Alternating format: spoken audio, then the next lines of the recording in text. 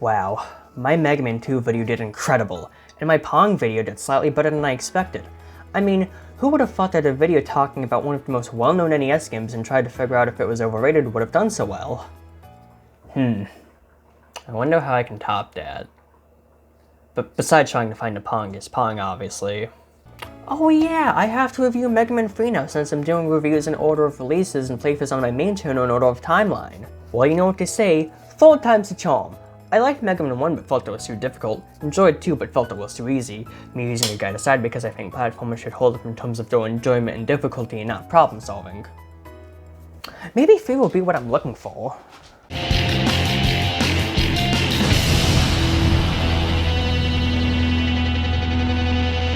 Mega Man 3 is a sequel to what else but Mega Man 2. It's the third Mega Man game on the NES and came out in 1990 in the US and Japan, and 1992 in Europe. Man, I'm so proud of being American, even though I wasn't alive then. Europe never gets anything ever. Yep, nothing at all. Unlike last time, the development began a year after Mega Man 2. The development was not only challenging, but chaotic, with key members leaving, conflicts with management, and a rushed production. All of this and probably more had the game being forced on the shelves before it was even considered ready. Now, I've never made a game or anything before like that, but I mean, if Mega Man 2 is made in a free time, certainly 3 should be good despite its development history. I mean, the new robot masters, maybe new abilities, possible allies and characters, like, yeah, they didn't have a while, but I am more than sure that people love this game. Mega Man 3 was received positively, with the Nintendo Power staff, Dana Whitehead from Eurogamer, and more saying the game has impressive graphics, an enjoyable soundtrack, and challenging gameplay. Oh, that's nice, I like that. Kristen Nutt and Justin Spear of GameSpot summarized Mega Man 3 as a top-notch game, and Capcom's pinnacle of NES effort. And to be honest, I can see what they're talking about. Like, look at this, and even this. This game looks really good. Mega Man 3 actually attempts better storytelling, and includes the Mega Man 2 Robot Masters for some weird reason, even though we already fought them before. Mega Man 3 is also seen as overly difficult, and it has this weird flicker when there's so many sprites on screen. However, Mega Man 1 and 2 also had this problem, just on a lesser scale, so it's not like we should slap 3 on the wrist for no reason. Despite all of that, however, Mega Man 3 sold over 1 million copies worldwide and is considered one of the best NES games, having an IGN rating of 7.5 out of 10. So it seems like people really like this game, and that it's a big step up from Mega Man 2. But to see for myself, I'm gonna play through the game just like how I would with any other game I'm reviewing. Oh, but before we begin, going forward, any game I played for the first time on my main channel, Annual Daniel, means my first thoughts are going to be compared to now. So stuff like any Danganronpa game, maybe Hell's Kitchen for the Wii, even though some people have some history with it, and even Mega Man are going to have their first thoughts compared. And what a better way to start this off than with Mega Man 3. I think the cover for Mega Man 3 is interesting. For some reason, Top Man is green when he isn't green in game, and Spark Man is gray when he isn't gray in game. The background is also really weird. The sky is yellow and kind of space themed even though it isn't seen anywhere in the game. The ground is also metallic, which is fine. We literally play as an android, mind you. But that doesn't change the fact that this planet is very close. It isn't a moon, there is no moon, wake up. Also, here's Rush who just... He looks so shocked, like why? He isn't even helping Mega Man, he's just watching this battle go down and Mega Man still isn't looking where he's shooting! Speaking of shooting, his Mecha Buster looks like it isn't even doing anything. Like, one of you just jump over this stupid small gap to get real close and personal. Also, just remember how red WILY's castle is. Trust me, you'll see why later. How about the back? It just looks like it goes over the basics. Says we have 21 levels, tells us some about Rush, the usual thing. It also sort of introduces to springboard and sliding. Robots are being rebellious, Mega Man goes berserk, energy crystals, whole 9 yards. And now, Captain Commando is gone. Finally, we're safe at last. What did he even do as a captain anyway? Yeah, whatever. Well, that was interesting. I think. But enough dilly-dally. I need to beat this game so I can figure out if it triumphs to false to. Alright, let's see how they could top the opening from Mega Man 2.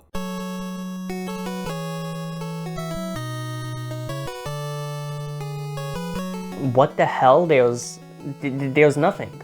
Like, yeah, the title screen just fades in. At least the song they're playing is a good one, but really? What does the manual have to say about this? Now, here we are, the backstory.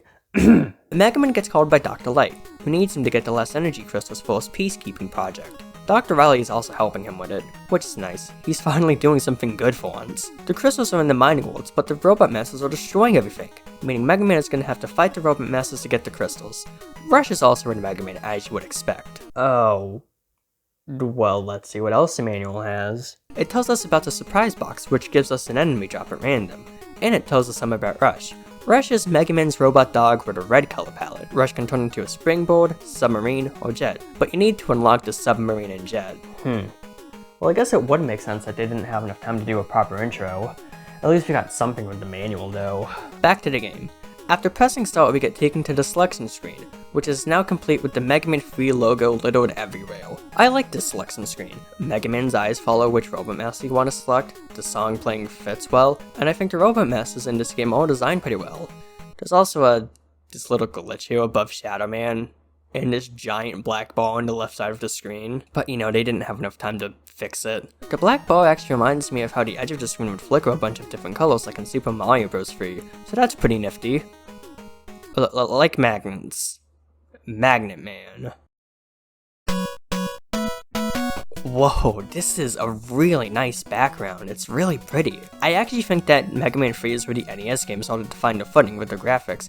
This game just looks so good at times, so starting off in Magnet Man works great to help sell that point. Obviously, Magnet Man stage is themed around magnets, magnet enemies, magnet hazards, Magnet Man. It takes place in a magnetic generator facility too. Magnet Man's theme also just sounds really good. Very attractive. Almost like it has a hole in me. Like a magnet. Why don't we talk about the enemies for a second? In this stage, the enemies are a Magfly, a Giant Springer, Pedorki, Just Magnets, New Shotman, and Spikes. I think the enemies for this stage are, okay. For some reason, there's this mini-boss. Right. This mysterious red man whom we encounter after going down runs and jumps from the left and right side of the screen, shooting in whatever direction he's facing. We first hear this whistle before he shows up and the stage's music restarts. I don't know who this guy is, but it's weird. Why is he here? He's definitely an enemy. He can't hurt me, but he has no health bar like the Robot Masters in Mega Man. I don't know, but after beating him we continue to level like normal, so maybe this is just some new ploy by Dr. WILY or something. Later in the level, we get some pattern recognition, now in magnets that point towards them, and death pits that the magnets can pour you in. Funnily enough, the first few sections with the pattern recognition were difficult for me to do, but after the death pits were introduced it was a lot easier. Definitely an odd trend for the inspection. I can usually do them just fine. Finally, Magnet Man. I think Magnet Man is difficult. Yeah, like that. He'll jump from one side of the screen to the other, and shoot 3 magnets in your direction. You can make them not go down afterwards, which I think is kinda fun. If he doesn't shoot magnets, he forms a shield around himself, which attracts you towards him. I just shoot at ground level until he's defeated. I think Magnet Man's stage as a whole is really nice. The stage looks great, the enemies fit well, and the fight is well balanced. My only problem with it is that the first background is so short-lived, and the olive we see is just a tiny bit ugly, but it's fine to look at. Makes everything else pop out a little. I just don't know who this mysterious red guy is, though. It's confusing. Who is he? Why is he here? Will we see him again? I hope not. After defeating Magnet Man, however, we get the Magnet Missile, which lets us shoot magnets just like how Magnet Man did, but we shoot 2 instead of 3, which is a good way to not make it overpowered. Alright, Hard Man. Hard Man stage is themed around hard things like stone or metal. Its main theme is of a rocky plateau, and reminds me of Gutsman stage, but similar to Woodman, we go into the rocky plateaus. I think Hardman stage is my 4th favorite one in this game. It stands out among the rest, and the enemies here make sense, even if it is very similar to Gutsman stage. The music in this stage is also pretty solid too. Laugh. The enemies here are Havsubi, Chibi, Wanon, Hamajo, Returning Munking, Pickleman Ball, and Bicky. I think the enemies are great. I like how it brings the Sniper Joe, Munking, and Pickleman back with updates to make them feel fresh again. Although, speaking of, what the fuck is up with Bicky? Don't get me wrong, I'm happy it's not a Big Eye or Bunny Helly again, but this is basically an updated version of the Big Eye. Oh. Odd. There's a small gap we can't cross, and we're not big enough to do so. Well, I can't be soft-locked. What if I do this and this? Oh my god. We can slide. This is a game changer. Ow. if it wasn't for the fact this isn't used often. Yes, it is used more than once like in Gemini Man stage, but the levels don't feel built on the fact we can slide. Although, maybe that's why we have Bicky. Yeah, a nice big enemy we can slide under, that makes sense. Sliding is fine. It feels like it lasts a bit shorter than it should, but if you slide under a gap like this, it takes you to the end of the gap, which makes for some interesting pick-a-path gameplay. Here we can see a Hammer Joe above us, and we can kill him in one of two ways, staying on the ground using the magnet missile, or using Rush to jump up and shoot bullets at him. This is also nice because it relies on you to not use the Mega Buster for everything. It actually involves some problem solving, which is, if anything, a staple in the Mega Man franchise. Speaking of Rush, the springboard he can turn into works well. It's a good side thing to have that has its uses. Much later in the level, after passing through this, and even this, we come across this section with a ton of run-ins and have-to-be. I have no idea how to do this section without taking damage, which on one hand is fine, but on the other hand isn't due to its length. You can't be outside the run-in due to its hitbox, and the chibi don't despawn. Sliding can only take you so far.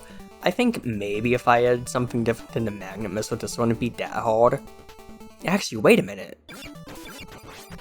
Yeah, no, I can't use the magnet missile heal. We can only get 2 hits on the have-to-be before it drops the chibi onto us. Okay, well, hopefully after that we'll be at the boss fight.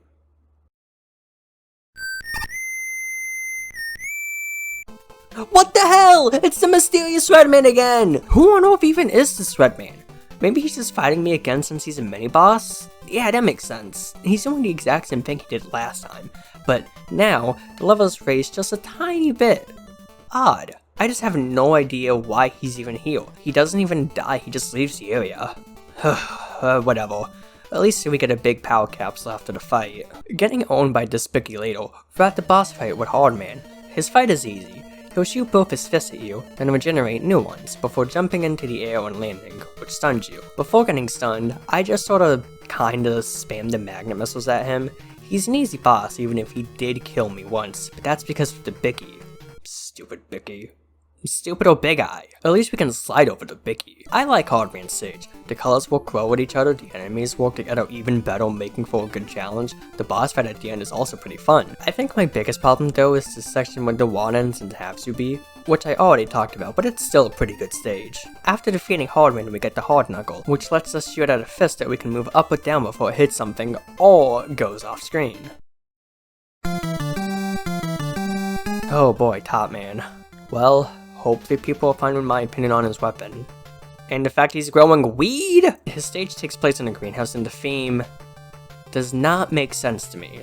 But it's fine. It stands out enough for me to not be upset. I'm just a little confused on why Top Man got it. At least some of the enemies here make sense again, like the Komasaburo. Okay, so it's only one, but that's fine, because a variety of enemies make up for that. Like, we have the Bolton and Nuttin, the Mecha Kero, Spikes, Pikmin Bull, Metal DX, and Tama. That's a good amount of enemies to have, and they're all balanced pretty well too. But I find this section with the Pikmin Bull can cause a lot of lag. Later on in the level, we come across these spinning tops, aka top platforms that spin Mega Man around if he's on them by moving him left and right automatically. They fit really well with the stage. Sadly though, this is the only place to use them in the entire game. Like, they could have been in the WILY stages later on. Oh well, at least the Komasaburo was used more. Oh wow, we're already at the boss fight. Top Man will shoot 3 tops out in the air that try to hit you. After that, he spins from one side of the screen to another. Before he spins, we hit him exactly 4 times with the fist. I think Top Man's stage is nice, even if there's only 2 enemies/hazards that are top themed in it. And the main theme doesn't have anything to do with tops. Say what you will, but it does stand out great. The enemies also work well with each other. Sure, it's weird, but it works. Wish it had like one more top enemy in it though. After defeating Top Man, we get the top spin, which lets us spin. Actually, I'm gonna say this right now. This weapon makes no sense. I understand this may sound like a me problem, but how on earth do you take damage with it? I've tried jumping into enemies with it, falling on the enemies with it, and that's all you can do! I already know I have a giant case of not using anything unless I absolutely need to itis, but even if or when I warm up to using different items in games, I am not gonna use the top spin except during the boss fights where it's needed for some stupid reason. If I were to make a tier list of the Robot Master's weapons, this would get a solid F.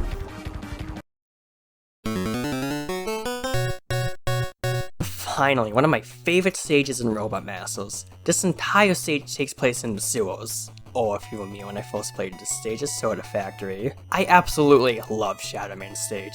The enemies never feel like they overstayed a welcome, the background music is really good, and the boss fight at the end is just a cherry on top. Enemies, enemies, enemies. This time we have the new Shotman, Mechagiro, Pokemon Bull, Pidookie, a hologram which is always followed up with a rocking bomb, Parisu, Ambo, and what the hell, it's the mysterious Redman again. I have no idea who this guy is, but he's seriously starting to get under my nerves. I mean, it's not even like this makes any sense. Why is he here? I have no idea. I mean, at least every time you fought him so far, there's been something different about it. Like, this time, it's basically the fight in Magnemate stage, but now the ceiling is just a little bit lower on the left side. So it's not like it's completely boring after every encounter, it's just very confusing. A bit later on in this level, similar to Quickman stage, the entire screen suddenly goes black. Except for you, this hologram causing the background to have stars like in the Mega Man 2 final boss fight, and this walking bomb. I like the hologram. It fixes the whole I can't see if I'm stuck on something problem Quickman stage had, because now the stars and hologram move slower if you're walking into a wall or standing in place. If you defeat the hologram, the screen will return to normal, and if you defeat the walking bomb, it explodes! Oh, also, you remember how earlier I said, the black bar actually reminds me of how the edge of the screen would flicker a bunch of different colors like in Super Mario Bros. 3. Well, see, that happens in this game too. But it's the color of the sewage, not just a collage of different colors. Alright, Shadow Man's boss fight. Shadow Man is a very complex but fun boss. He slowly jumps towards the player before sliding at us, or throwing two Shadow Blades at us, one towards us and one above us. His attacks are also always random, so as far as I know, there's no predictability to it. But you know, he's not impossible to beat, because we have the top spin. We just spin into him a few times, but we also take damage. I'm not gonna rant about the weapon again though, I already did that. I love Shadow Man's stage. It's intense, action-packed, has a ton of enemies, I hate to be exact, that don't overstay the welcome, has great background music, and the boss fight at the end is what I think all good Mega Man boss fights should be. Challenging, fun, and memorable. Remember, when I first fought him, finding out he could slide was very surprising. Okay. Oh, he can slide too! What? After defeating Shadow Man, we get to Shadow Blade, which lets us throw one Shadow Blade in any direction. It also comes back to us like a boomerang, which is very nice since we can get 2 hits in at times. We also get the Rush Marine, which transforms Rush into a submarine that allows us to go underwater. Sparkman's stage is shocking. What? There's only so many electricity jokes I can make. Laugh! His entire stage takes place in a power plant. Fitting. The music also reminded me of what it feels like to get an electric shock, which yeah, you can be the judge of that claim. In terms of enemies, we have the Pidookie, Electric Gariole, Alekin, Hammerjoe, Spikes, which can come with lift platforms, lifting us into spikes, Pokemon Bull, Junk Block, and Bolton, and Nuttin. I have to say, this lineup of enemies is pretty good, fits well with the stage, and has some variety. I like it. For the most part. Junk Blocks. I don't like how they're used in this game, even if it is only 3 times, this being the first time they're used. They fall from what might be pipes, making a 2-block tall wall, which is fine, but my main problem is that if you shoot one, more often than not, another one spawns right after, making it so that you have to slide quickly under the pipe, or on a junk block. But Daniel, you say, that just makes the stage more action-packed. And well, yeah, I agree. Maybe it's just me who doesn't like them, maybe not, but I think how they're handled much later in the game is the worst we see of them.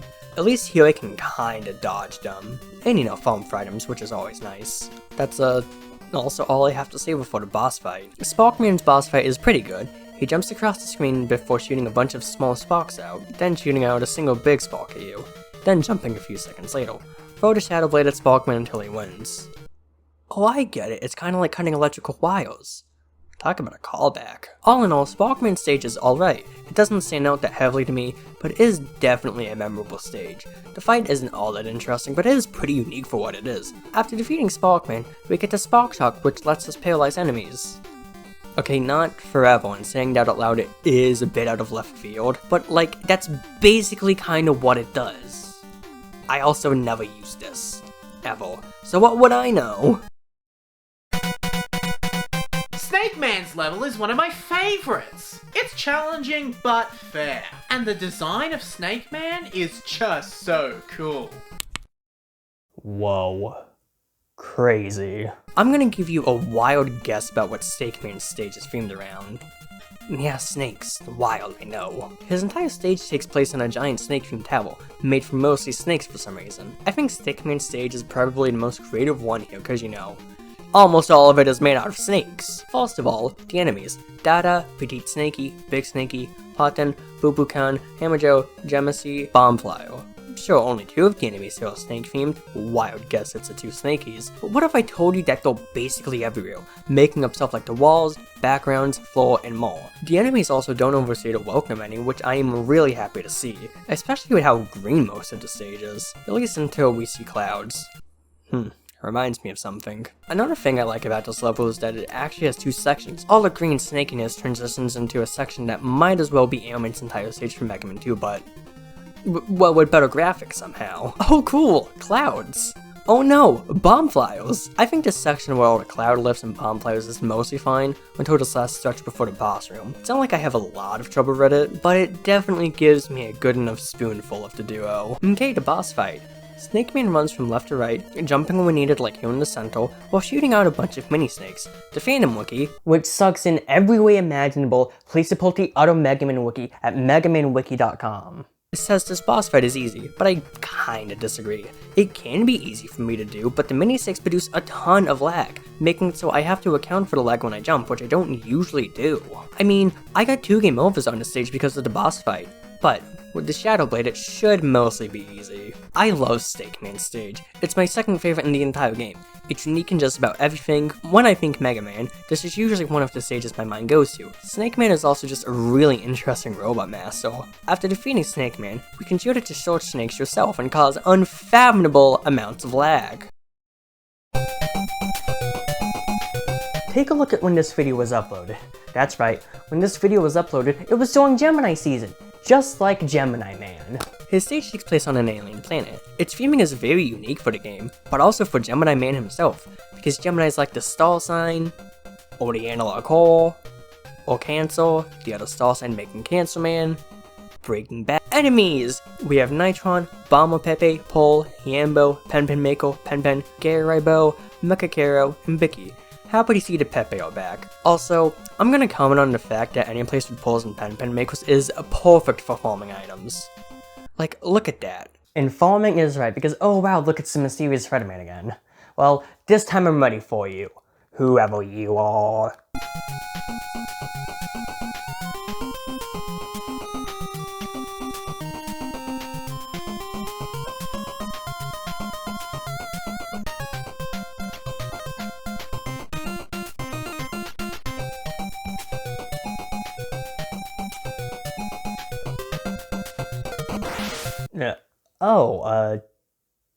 Thank you? Ooh, water. This is one of the only few times where we have to go through water, especially with the Rush Marine, but it's really fun to go through with or without it. Although, doing the ladder does make it easier to get a few items, but that's always optional. Okay, the boss fight. What the hell, there's 2. So Gemini Man clones himself, the clone going to the left side of the screen, before they both run from the left to right with a single jump.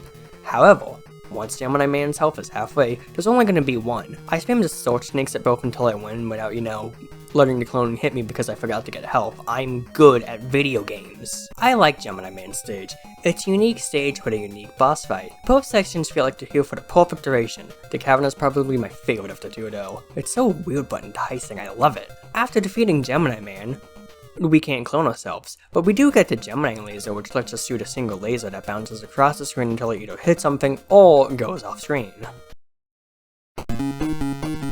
Nino Man's stage is construction. It takes place in a construction site during the day, which I don't really see construction site, but you know, I like the colors. I honestly just don't have much to say about the stage other than that. The enemies we have are the Harry, Metal DX, Cannon, Yambo, Needle Press, Hammerjoe, and Bicky. That is not a lot of enemies, but you know, a majority of them fit the theming really well, which is pretty nice to see. Although, I wonder what this thing is, this sort of half circle with blue line thing. Maybe it's just a core, I'm probably overthinking it. Oh wow, we're already at the boss fight, that was fast. Needleman will jump before shooting on a few small needles, headbutt in whatever direction he's facing, then jump straight or forward. Hit him with the Gemini needle as best as you can, even if it doesn't go straight and bounce off the walls, ceilings, and floor. Needleman's stage is fine. It's a fun stage, it's nice to look at, and the section with the needle presses is pretty fun, but it doesn't do anything to be all that memorable besides that. Thankfully, the music sounds nice, and the enemies fit well with the stage. After defeating Needleman, we get the Needle Cannon, which lets us shoot out a bunch of needles quickly. Man, I wonder what the 4 Dr. Wily stages are gonna be. Hopefully they're all stand out. Okay. So, Doc Robot is an all-purpose robot that we fight 8 times. Tryson Sparkman stage, Tryson Needleman stage, Tryson Gemini Man stage, and Tryson Shadowman stage after defeating the Robot Masters. It introduces having a road before Dr. Wily's road, and also introduces having to preserve your weapon energy before Dr. Wily. The stages are basically the same as the Robot Masters one, with some slight differences here and there. A pretty major one, for example, is that Needleman stage takes place during the night instead of day. Unlike the Robot Masters, however, the Dark Robot skills will have a darkened version of Dark Robot's head, and after selecting any of them, we get a yellow crescent mark instead of the Dark Robot sprite. The stages are split up into parts. Instead of the main stage and boss battle, it's Stage Part 1, Boss Battle, Stage Part 2, Boss Battle. Dark Robot is basically the Mega Man 2 Robot Masters, and some fights all similar to the prequel's counterpart, like Airman and Bubbleman's, but some aren't like Flashman and Quickman's. There's also barely any new enemies or anything, besides the moving cogs, drop platforms, and giant metal. Now, I think the Dark Robot stages aren't that interesting, they don't do anything compelling, they barely stand out, and even though I think refining the Mega Man 2 Robot Masters is a cool idea on paper, it really doesn't work in practice since they're practically the same boss fight. Later games, hell, Mega Man 4, the next Mega Man NES game, does this sort of boss fight before the railroad much better. But for an introduction, this is alright, I guess. In the first fight, Dark Robot acts like Meta Man. Throw the magnet missile at him for an easy win. The first time I played this game, I broke the audio heel. What? How I broke the audio is beyond me, but it's a nice memory to have immortalized. In the second Dark Robot fight, he acts like Quickman. Shoot the Gemini laser and pray it hits him. Third Dark Robot fight, he acts as Airman, and so do you. Everything is Airman. I mean, the fight is basically a one-to-one version of the Mega Man 2 one. Nothing special.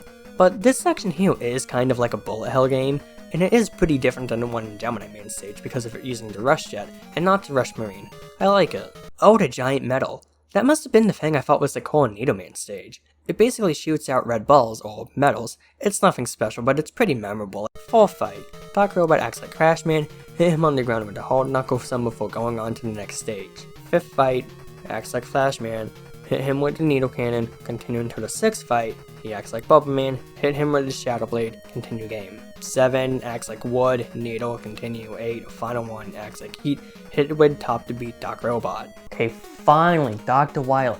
Hopefully the full stage is gonna be good, and it's Breakman. Weird, this fight is one-to-one with the mysterious Red Man fight in the Hard Man stage. After defeating him, we go to Dr. Light, who then tells you, oh no, right after we received the last element, Wily went off with Gamma, which we then see.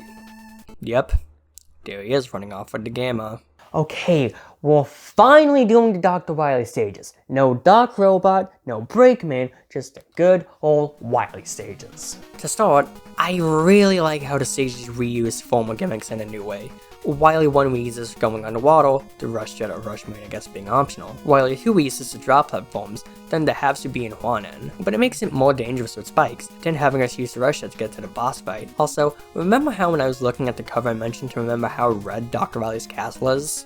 Good. Because this isn't even red, I got scammed!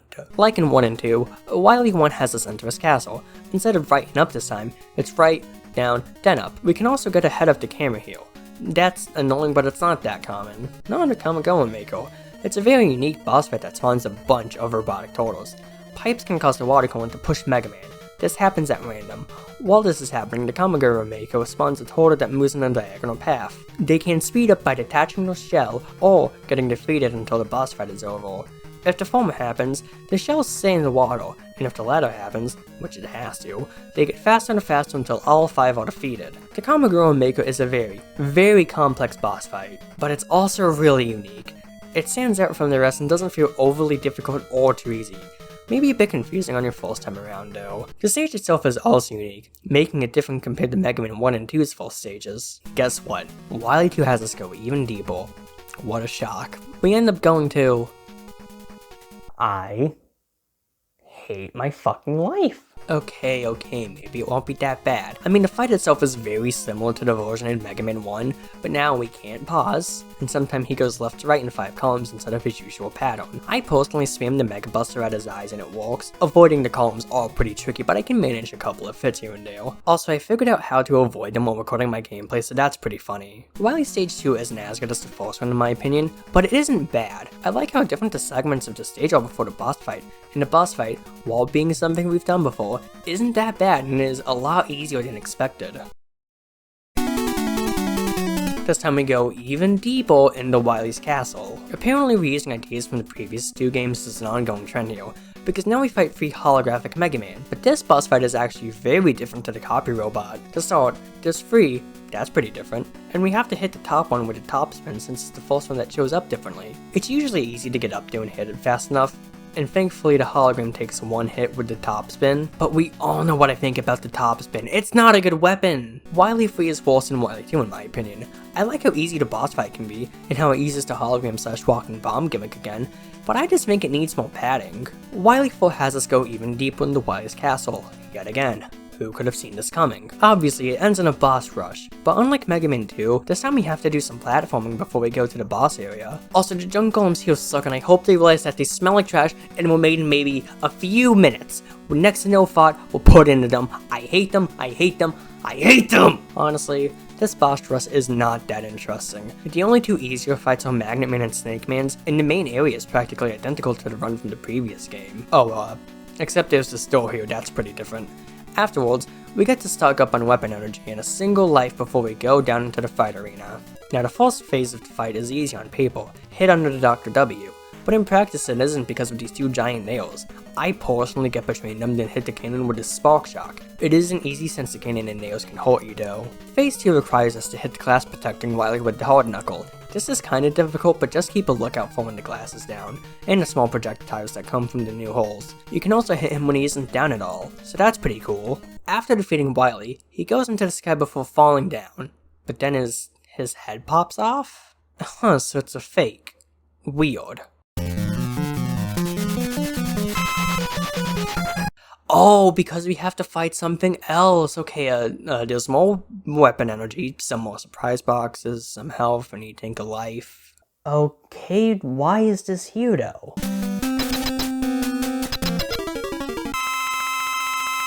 Oh, because we have to fight Gamma. I see. Yeah, no, that makes sense. WILY was secretly making Gamma evil or something. That tracks. Phase 1. Wow, Gamma looks like Guts, man. Phase 1 has the brain shoot out a bunch of projectiles at you unless you hide under or above this platform. If you're above it, the brain endlessly shoots out a bunch of projectiles from the sides. Hit the brain 4 times with 4 hard knuckles to enter Phase 2, which has a WILY return, landing and covering the Gamma's brain. A new platform shows up to the side and using the top spin we spin into WILY, instantly destroying Gamma and completing Mega Man 3. After defeating Gamma and WILY begs for mercy as his castle is falling apart around him and Mega Man. 2 junk blocks didn't crush both of them, giving me yet another reason to lower them as hazards, until Breakman suddenly shows up and destroys the junk block that crushed Mega Man. He then says, "Where's Dr. WILY?" Oh no, too late, before taking Mega Man to Dr. Light's lab. We then get an epilogue where Dr. Light tells Mega Man, you've regained consciousness. I found you lying here when I arrived. A whistle then starts to play. I wonder who brought you here. This whistle. It must have been Proto Man. Mega Man then leaves, walking to some location as Proto Man's theme plays. Underneath Mega Man is the numbered list of robots made by Dr. Light.